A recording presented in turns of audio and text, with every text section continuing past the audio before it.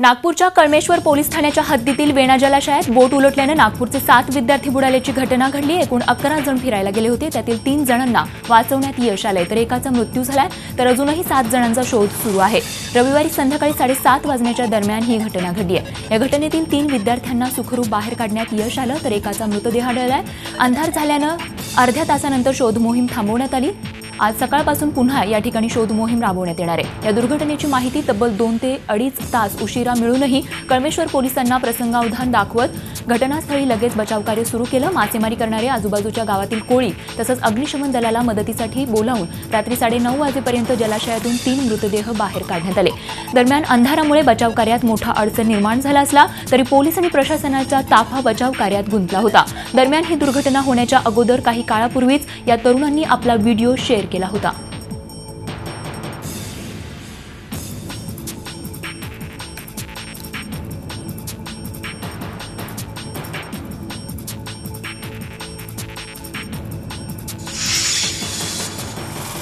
राज्यात मान्सून पुन्हा सक्रिय आहे। कुलाबा वेधशाळेने असा अंदाज वर्तवला आहे 48 तासांमध्ये कोकण किनारपट्टी विशेषतः उत्तर कोकणात रायगड, ठाणे, पालघर जिल्ह्यात अतिमुसळधार पावसाचा अंदाज कुलाबा वेधशाळेने वर्तवला आहे। तळ कोकण आणि गोव्यातही मुसळधार पावसाचा अंदाज आहे। गेल्या काही दिवसांपासून पावसानं दडी मारल्यामुळे बळीराजा चिंतेत होता, मात्र हवामान खात्यानं आता बळीराजाला दिलासा देणारा अंदाज वर्तवलाय। वातावरणातील बदल अनुकूल नसल्यानं पावसानं दडी मारली आहे। अनेक भागात शेतकऱ्यांवर दुबार पेरणीचं संकट आलंय, मात्र हवामान खात्यानं पावसाचा अंदाज वर्तवल्यानंतर शेतकऱ्यांना मोठा दिलासा मिळाला आहे।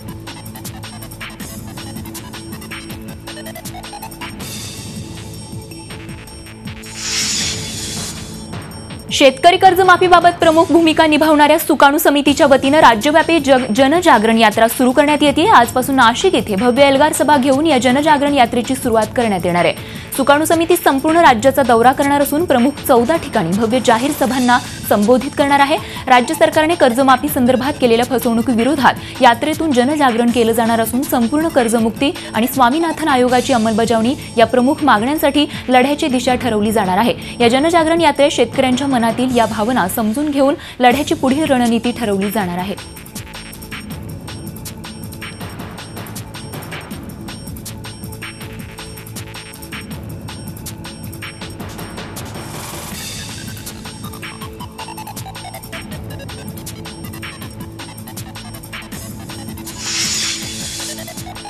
स्वाभिमानी शेतकरी संघटनेचे नेते आणि खासदार राजू शेट्टी यांनी केंद्र आणि राज्य सरकारवर पुन्हा एकदा हल्लाबोल केलाय। सरकारच्या शेतकरी विरोधी धोरणांचा निषेध करण्यासाठी राजू शेट्टींनी किसान संघर्ष यात्रा काढली आहे। ही यात्रा मध्य प्रदेशातून महाराष्ट्रातील नंदुरबारमध्ये दाखल झाली, त्यावेळी त्यांनी सरकारला पुन्हा लक्ष्य केलं। शेतकऱ्यांना हमी भाव मिळत नाही, याला सरकारची उदासीनता कारणीभूत असल्याचा आरोप त्यांनी केलाय।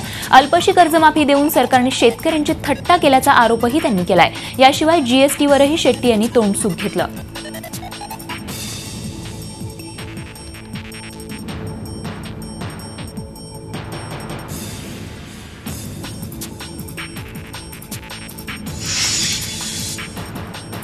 शेतकरी संघटनांमध्ये पडत असलेली फूट लक्षात घेता आणि आपले एक साथी दुरावत असल्याचं पाहून शेतकऱ्यांना आपल्या बाजूने वळवण्यासाठी स्वाभिमानी शेतकरी संघटनेचे नेते खासदार राजू शेट्टींनी नवी खेळी खेळली आहे। आपण शेतकरी संघटनेचे संस्थापक शरद जोशी यांचे खरे चेले असल्याचं शेट्टी शेतकऱ्यांवर बिंबवत आहेत।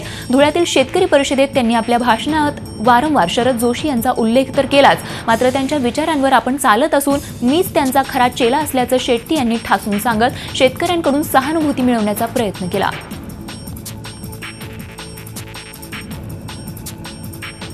शेतकरी चळवळीमध्ये शरद जोशी हा एक पहिलाच दगड आहे असं म्हटलं का वाटलं करणार नाही। आम्हाला पोटवरून चळवळीमध्ये आणलं शरद जोशी, लढायला शिकवलं शरद जोशींनी, मागायला शिकवलं शरद जोशींनी आणि हिसकावून घ्यायला शिकवलं शरद जोशींनीच। आज गुरुपौर्णिमा आहे, तेव्हा मंथन केल्याशिवाय माझं भाषण पूर्ण होऊ शकणार नाही आणि मी शेतकरी शरद जोशींचा खरा चेहरा आहे, हा माझा दावा आहे। मुख्यमंत्र्यांनी शेतकऱ्यांना सरसकट कर्जमाफी दिली नाही तर येणारं पावसाळी अधिवेशन चालू देणार नसल्याचा इशारा राष्ट्रवादी काँग्रेसचे नेते अजित पवार यांनी वाशीमध्ये दिलाय। पक्ष बांधणी करण्यासाठी संवाद यात्रेच्या माध्यमातून आयोजित कार्यकर्त्या मेळाव्यात ते बोलत होते। 200 आमदारांचा पाठिंबा असूनही सध्याचं राज्य सरकार सर्वात दुबळं सरकार असल्याची टीका त्यांनी यावेळी केली। राज्य सरकार फक्त झाडं लावत असून त्यांनी लावलेली झाडं किती जगतील याबाबत शंका असल्याचं अजित पवार म्हणाले। झाडं लावताना शिवसेना भाजप जवळ येतात, एरवी ते एकमेकांना पाण्यात बघतात असा टोलाही त्यांनी यावेळी लगावला। पुढच्या वर्षीच्या पावसाळीपर्यंत मागचं झाड त्यांचं पार भरून जाते, कारण उन्हाळ्यात त्याला पाणी आणि झाडं लावताना शिवसेना आणि भाजप दोघं जवळ येऊन झाडं लावतात। आता या दोघांनी लावलेलं झाड तर त्यांनीच जाणार, कारण हा त्याला पाण्यात बघतो ती त्याला पाण्यात बघतो। तुम्ही बघा ना, कोण कुणाला काय म्हणतं, कोण कुणाला काय म्हणतं, हे अजीब म्हणजे अक्षरशः सावळा गोंधळ चालला आपल्या गावाकडे तर गोंधळ बरा। एकीकडे शेतकऱ्यांची कर्जमाफी फसवी आहे, शिवसेना दुतोंडी गांडूळ आहे असा आरोप राष्ट्रवादीचे नेते अजित पवार यांनी केला होता। तर त्याच आरोपास उत्तर देताना बारामतीमध्ये जलसंपदा मंत्री विजय शिवतारे यांनी भ्रष्टाचाराचा अजगर कोण आहे हे महाराष्ट्रातील जनतेला माहीत आहे, या अजगरामुळेच पूर्ण शेतकऱ्यांची अडचण झाली असल्याचा आरोप जलसंपदा मंत्री विजय शिवतारे यांनी केलाय। पूर्णपणे शेतकरी लक्षात राहणार नाही, कारण त्यांची स्वतःची विश्वासार्हता संपलेली आहे आणि ते जर शिवसेनेला गांडूळ बोलले असतील तर मग भ्रष्टाचाराचा अजगर महाराष्ट्रातला कोण आहे ते अख्ख्या महाराष्ट्राच्या जनतेला माहिती आहे। त्या अजगरामुळेच पूर्णपणे शेतकऱ्यांची अडचण झाली, त्यामुळे त्याच्यावर जास्त बोलले नाही। ठीक आहे, आता तुम्ही विचारलंच की बाबा गांडूळ म्हणून का असे बोलले, तर त्याचं उत्तर हेच आहे की अजगर कोण आहे ते जरा शोधा, ते संपूर्ण महाराष्ट्राला माहिती आहे। शिर्डीमधल्या शनिवारच्या कार्यक्रमात राधाकृष्ण विखे पाटील यांनी मुख्यमंत्री आणि भाजपवर स्तुतीसुमनं उधळली। त्यानंतर विखे पाटील यांच्या संभाव्य भाजप प्रवेशाचीही चर्चा रंगली।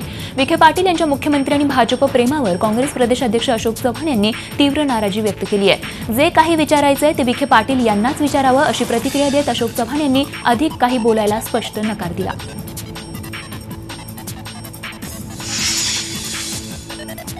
राजकारणात कोणीही कोणाचा दीर्घकाळ शत्रू किंवा मित्र नसतो याची प्रचिती वारंवार येते। जळगाव एका कार्यक्रमात माजी महसूल मंत्री एकनाथ खडसे यांनी सुरेश जैन यांना भजी खाऊ घातली आहे। विशेष म्हणजे खडसेंनी जैनांना खाऊ घातलेली भजी मिरचीची असल्यानं उभय नेत्यांमध्ये भविष्यात गोडवा राहील की तिखटपणा याबाबत उपस्थितांमध्ये चर्चा रंगली होती। जळगावमधील घरकुल घोटाळा प्रकरणात जैन 4.5 वर्ष कारागृहात होते, तेव्हा खडसेंनी जैनांवर प्रचंड तोंडसूक घेतलं होतं। परभणीतल्या रत्नाकर गुट्टे यांच्या गंगाखेड साखर कारखान्यानं 28,000 शेतकऱ्यांच्या नावावर 700 कोटी रुपयांचा घोटाळा केला असल्याचा आरोप राष्ट्रवादी काँग्रेसचे आमदार डॉक्टर मधुसूदन केंद्रे यांनी पत्रकार परिषदेत केलाय। तसंच 20,000 शेतकऱ्यांचे शेअर काढण्यासाठी गंगाखेड शुगर्सनं प्रत्येक शेतकऱ्याकडून 10,000 रुपये घेतले। यामध्ये शेतकऱ्यांना केवळ 1,000ची पावती देऊन 20,000 शेतकऱ्यांचे प्रत्येकी 9,000 रुपये रत्नाकर गुट्टेंच्या सुनील हायटेकमध्ये वळते केले गेल्याचा नवा आरोपही केंद्रे यांनी केलाय। या घोटाळ्याची व्याप्ती मोठी असल्यानं या घोटाळ्याचा तपास सीबीआय किंवा सीआयडीकडे वर्ग करण्यात यावा अशीही मागणी त्यांनी केली आहे। मोबाईल चोरी गेला किंवा हरवल्यावर ज्या नंबरच्या आधारे मोबाईलचं लोकेशन ट्रेस होतं तो IMEI हा नंबर बदलून देणाऱ्या टोळीचा मालेगाव पोलिसांनी पर्दाफाश केलाय। पोलिसांनी एकाच वेळी मालेगाव शहर आझादनगर छावणी पोलीस ठाण्याच्या हद्दीतील IMEI हा नंबर बदलून देणाऱ्या मोबाईल दुकानावर छापा मारून 6 जणांना ताब्यात घेतलंय। त्यांच्याकडून 598 मोबाईल, IMEI नंबर बदलण्याचं साहित्य तसंच 5 CPU, 5 लॅपटॉप असा 14 लाखांचा मुद्देमाल जप्त करण्यात आलाय।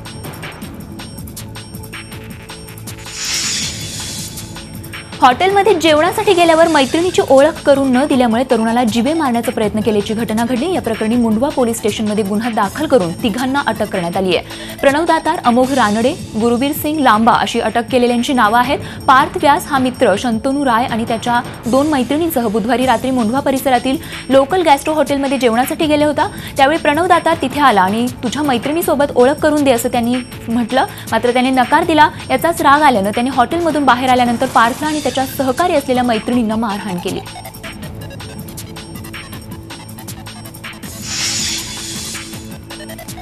मौजमजा करण्यासाठी लागणाऱ्या पैशांसाठी नंदुरबारमध्ये अवघ्या 15 वर्ष वय असलेल्या दोघांनी आपल्याच जवळच्या मित्राची निर्घृण हत्या केली आहे। राज नंदकिशोर ठाकरे असा मुलगा गेल्या 3 दिवसांपासून बेपत्ता होता। याबाबत शहर पोलिसांमध्ये अपहरणाची नोंदही करण्यात आली होती।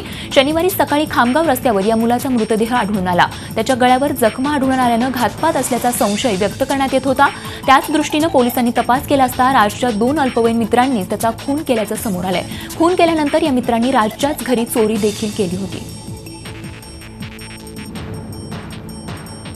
मुलगा ज्या शाळेमध्ये शिकत होता DR हायस्कूल, तसेच त्या मुलाचे मित्रमंडळी, त्याचप्रमाणे मुलाची घरची परिस्थिती, त्याचे आईवडील ज्या ठिकाणी काम करत होते, ही सर्व बाजूनी सर्वांगीण तपास करण्यात आला। मुलगा शाळेत किती वाजता गेला होता, तिथून तो कुठे गेला, या अनुषंगाने तपास केला पथकांनी। आणि यामध्ये सर्वात महत्त्वाचा दुवा आम्हाला CCTV कॅमेऱ्यांमार्फत मिळाला। त्या अनुषंगाने 2 संशयितांना आम्ही ताब्यात घेतलं होतं। त्यांच्याकडे अधिक चौकशी केली असता त्यांनी गुन्ह्याची कबुली दिली। मुंबईत येत्या 4 ते 5 दिवसांमध्ये म्हाडाच्या घरांसाठी जाहिरात येणार आहे। यंदाच्या लॉटरीसाठी म्हाडा प्रशासनाकडून तयारी सुरू झाली आहे। त्यासाठी म्हाडा कार्यालयात बैठकांचं सत्रही सुरू आहे। यंदा म्हाडाकडून अल्प उत्पन्न गटासाठी 322, मध्यम उत्पन्न गटासाठी 226 आणि उच्च उत्पन्न गटासाठी 168 अशा एकूण 784 घरांची लॉटरी निघणार आहे। चारकोप, विक्रोळी, सायन, कांदिवली, मालाड, मालवणी भागात ही म्हाडांची घरं असणार आहेत। मात्र यावर्षी घरांच्या किमती वाढण्याचीही शक्यता वर्तवण्यात येते आहे। ध्वनी प्रदूषणाबाबत मुंबई उच्च न्यायालयाचे न्यायाधीश अभय ओक यांनी राजकारण्यांना फटकारलंय। ध्वनी प्रदूषणाचे नियम कसे मोडायचे याची स्पर्धाच राजकारण्यांमध्ये लागली अशी टीका अभय ओक यांनी केली आहे। मुंबईमध्ये मुलुंड इथे भरलेल्या गिर्यारोहण संमेलनात मुख्य अतिथी म्हणून न्यायाधीश अभय ओक आले होते, तेव्हा त्यांनी ही टीका केली आहे। गेल्या आठवड्यात गणेशोत्सव दहीहंडी मंडळ यांची मुख्यमंत्र्यांबरोबर बैठक झाली होती। सण साजरे करता यावेत यासाठी सायलेन्स झोनचे नियम शिथिल करण्याची मागणी या बैठकीत एकमुखाने करण्यात आली होती। यावर सरकारनेही वेळ पडल्यास अध्यादेश काढणार असल्याचं सूतोवाच केलं होतं। तर दुसरीकडे शिवसेनेनेही सण दणक्यात साजरे करणार असल्याचं सांगितलंय। आणि याच पार्श्वभूमीवर न्यायाधीश अभय ओक यांनी ध्वनी प्रदूषणाबाबत केलेलं वक्तव्य महत्त्वाचं आहे। अनेक प्रकार आहेत।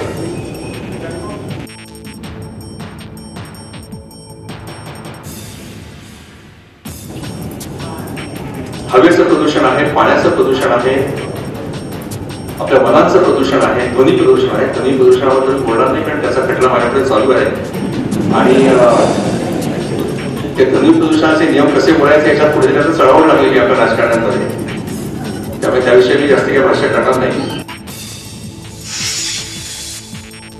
मुंबईच्या लालबागमधल्या गणेश गल्ली सार्वजनिक गणरायांच्या पाद्यपूजनाचा सोहळा गुरुपौर्णिमेचं औचित्य साधून पार पडला। यंदाचं या मंडळाचं 90वं वर्ष आहे। आकर्षक देखाव्यांसाठी सुप्रसिद्ध असलेल्या या मंडळाची यंदा विष्णू रूपातली बाप्पाची मूर्ती पाहायला मिळणार आहे। तर तामिळनाडूतल्या वेल्लोर इथल्या लक्ष्मीनारायण मंदिराचा आकर्षक देखावा यावेळी साकारला जाणार आहे।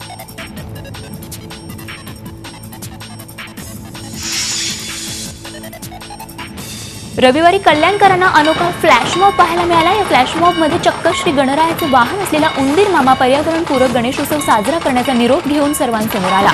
संस्कृती संवर्धनासाठी, भूमातेच्या रक्षणासाठी शिवमुद्रा ढोलताशा पथक आणि इको ड्राईव्ह यंगस्टर्स फाउंडेशन यांच्या वतीनं फ्लॅशमॉबच्या माध्यमातून जनजागृती उपक्रमाचं आयोजन कल्याण पश्चिम येथील साई चौक इथे करण्यात आलं होतं।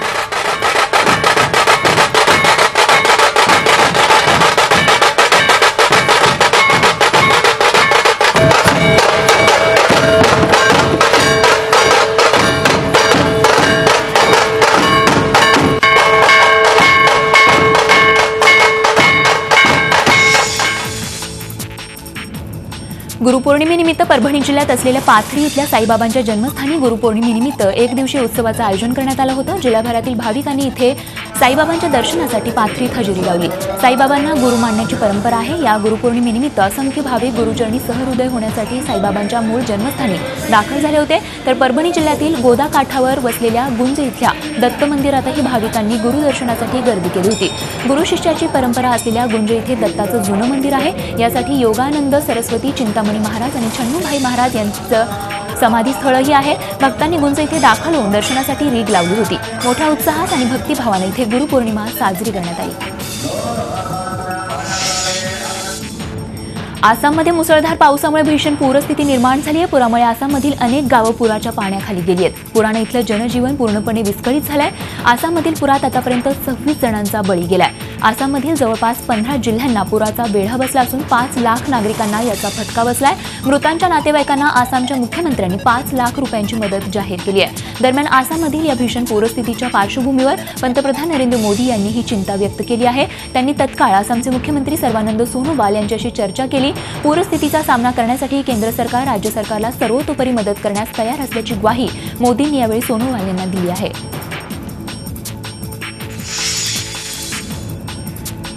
सीमेवर पाकिस्तानच्या कुरापती सुरूच आहेत. पाकिस्ताननं पुन्हा एकदा शस्त्रसंधीचं उल्लंघन केलंय. पूंछमध्ये पाकिस्तानी सैन्यानं गोळीबार सुरू केलाय. गेल्या 2 दिवसात या भागात दुसऱ्यांदा पाकिस्ताननं शस्त्रसंधीचं उल्लंघन केलंय. पाकिस्तानी सैन्यांकडून मोठ्या प्रमाणात गोळीबार करण्यात येतोय. भारतीय जवानांनीही पाकिस्तानी सैन्यांच्या या गोळीबाराला जशास तसं प्रत्युत्तर दिलंय. ग्रेटर नोएडामध्ये भीषण अपघात घडलाय. लॅम्बोर्गिनी 2 कारला धडक दिली आहे. या भीषण अपघातात एकाचा मृत्यू झाला तर भरधाव वेगामुळे ही दुर्घटना घडली आहे. अपघाताचा हा थरार सीसीटीव्ही कॅमेऱ्यात कैद झालाय.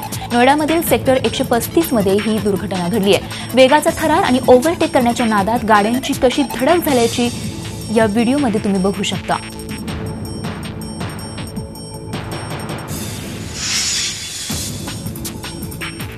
इंग्लंडमधील एका 21 वर्षीय तरुणाने मुलीला जन्म दिलाय. त्या पुरुषाचं नाव हायडेन क्रॉस असं आहे. तो स्त्री म्हणून जन्माला आला होता. 3 वर्षांपूर्वी त्यानं लिंग परिवर्तन केलं आणि तो पुरुष बनला. हायडेन क्रॉसने 16 जून रोजी मुलीला जन्म दिला. लिंग परिवर्तन करून त्याने गरोदर राहिला होता. हा इंग्लंडमधील पहिला पुरुष आहे ज्यानं मुलीला जन्म दिला. हायडेन क्रॉस यांनी फेसबुकद्वारे वीर्यदाता मिळवल्यावर त्यांना गर्भधारणच झाली. यावर्षी जानेवारी महिन्यात क्रॉस यानं मी गरोदर आहे असं जाहीर केलं होतं.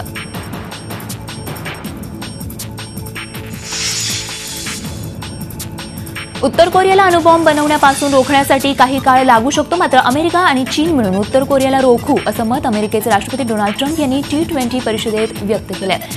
G20 या परिषदेमध्ये व्यक्त करण्यात आलंय. चीनने आपल्या आर्थिक शक्तीचा वापर करून उत्तर कोरियावर दबाव टाकावा असंही ते म्हणाले.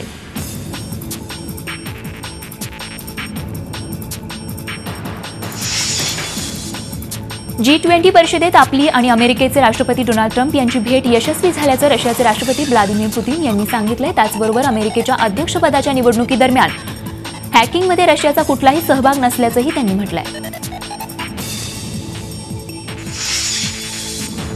लिबियाच्या कोस्टगार्डने त्रिपोली नजीक 85 शरणार्थींना बुडण्यापासून वाचवलंय. हे शरणार्थी मूळ आफ्रिकी आणि अरबी असल्याचं समजतंय. तर अनेकांना वाचवण्यात कोस्टगार्डला अपयश आल्याचं सांगितलं जात आहे. हे सर्वजण अवैधरित्या इटलीला जात होते.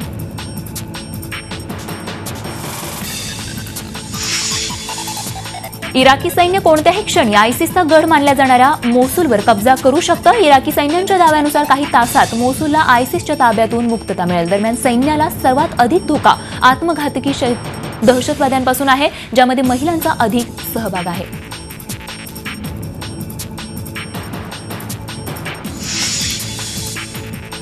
स्पेनच्या प्रसिद्ध सॅन फर्मिन फेस्टिवलमध्ये बुल रेसिंगमध्ये 2 जण गंभीर झाले आहेत. स्पेनच्या पॅम्प्लोना शहरात दरवर्षी बुल रेसिंगचं आयोजन करण्यात येतं. यामध्ये जगभरातून लोक सहभागी होत असतात.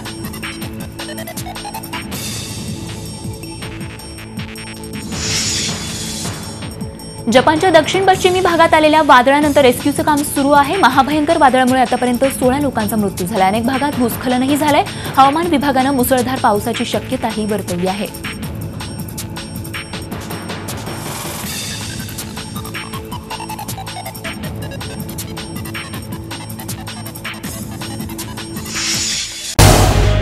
झी 24 तास रहा एक पाऊल पुढे.